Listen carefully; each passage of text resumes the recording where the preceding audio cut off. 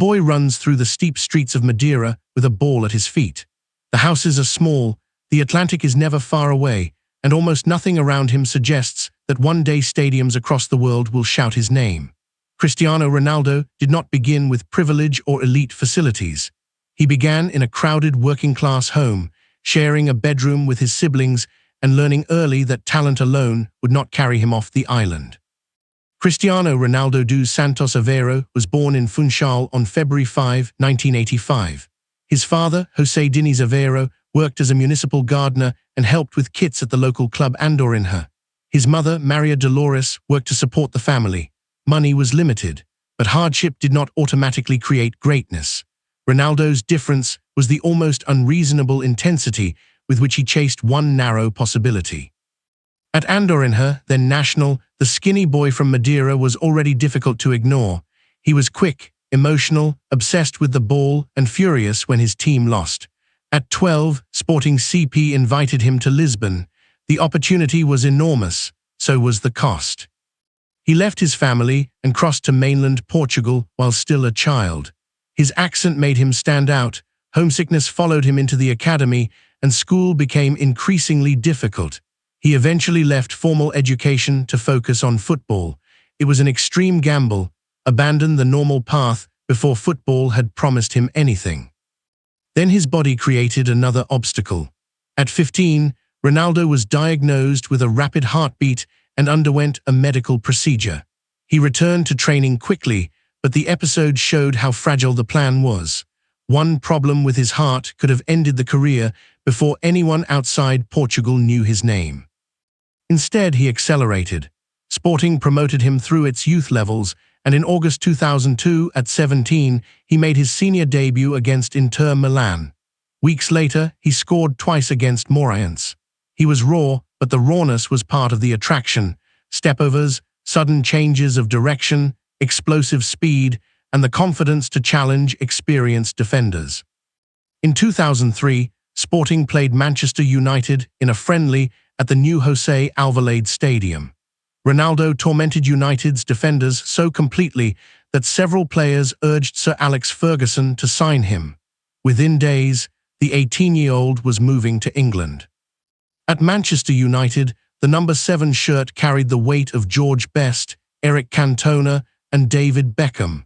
Ronaldo initially wanted number 28. Ferguson gave him 7.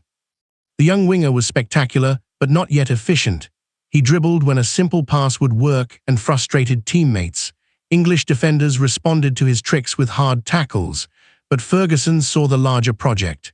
Ronaldo added strength, improved his decisions, sharpened his shooting, and transformed himself from an entertaining winger into a decisive forward. By the 2007-08 season, the transformation was complete. Manchester United won the Premier League and Champions League. Ronaldo scored 42 goals in all competitions, and he received his first Ballon d'Or. The boy once mocked for being too thin had become the best player in the world. Success did not remove loss. In 2005, Ronaldo's father died after years of alcohol-related illness. Ronaldo was only 20. His father had introduced him to football, but did not live to see the greatest years of his career.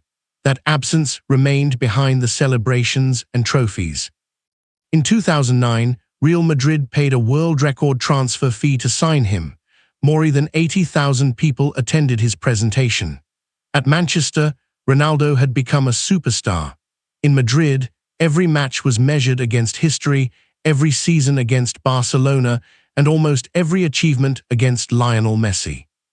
Their rivalry reshaped modern football. Messi appeared effortless, a low-centered dribbler who seemed to see spaces before they existed. Ronaldo was the visible product of construction, sprinting, jumping, repetition, strength, and reinvention. Fans turned the comparison into a permanent argument, but each man pushed the standards of the era. Seasons of 50 goals became part of the conversation. Ronaldo became the most productive scorer in Real Madrid's history. He left with 451 goals in 438 competitive appearances, 4 Champions League titles, and a collection of performances built for elimination matches. He was no longer mainly the winger who beat defenders. He became an aerial threat, counter-attacking weapon, and penalty box scorer who could decide a tie in minutes. Still, historic numbers could not prevent setbacks. Madrid lost league races. Portugal suffered painful tournament exits. Ronaldo played through physical problems and lived inside a public debate that treated second place as failure. The greatest answer came with Portugal. Ronaldo had experienced the heartbreak of losing the Euro 2004 final at home as a teenager. 12 years later, Portugal reached another European Championship final. Ronaldo was injured early against France and forced off in tears. From the sideline, he encouraged teammates as Eder scored the winning goal. Portugal's first major international trophy arrived in the match Ronaldo could not finish. It was a strange but important victory. His career had been built around individual control, yet the defining national triumph required him to accept helplessness and trust the team. After 9 years in Madrid, Ronaldo moved to Juventus in 2018. At an age when many forwards decline, he scored 101 goals in 133 appearances and won 5 trophies. But Juventus did not win the Champions League. Even Ronaldo could not guarantee the ending a club wanted.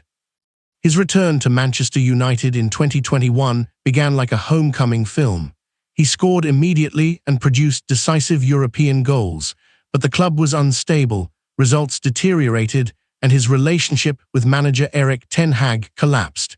In November 2022, United announced his departure by mutual agreement. The second chapter ended without the fairy tale.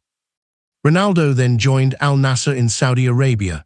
Some saw it as the end of elite relevance. Instead, he continued scoring, drew enormous attention to the league, and kept extending a career already longer than expected.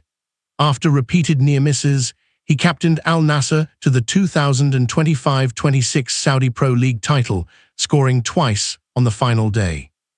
At 41, he also entered a 6th World Cup. He became the first man to score in 6 different editions, but Portugal's campaign ended against Spain in the round of 16. Ronaldo confirmed it would be his last World Cup. The trophy missing from his career remained missing. And that may be the clearest way to understand Cristiano Ronaldo. His story is not a perfect climb in which desire defeats every obstacle. He lost finals, failed to win competitions he wanted most, endured criticism, changed his game as his speed faded, and reached the end of his World Cup journey without lifting the cup. But the child who left Madeira built a career spanning countries, systems, coaches, rivals, setbacks, and more than 2 decades at the highest level. Poverty was the beginning, not the explanation. Talent opened the door, but adaptation kept it open. The most famous image is Ronaldo suspended above a defender, waiting for the ball. For a moment, he seems to have escaped gravity. His real achievement was doing the same thing to time.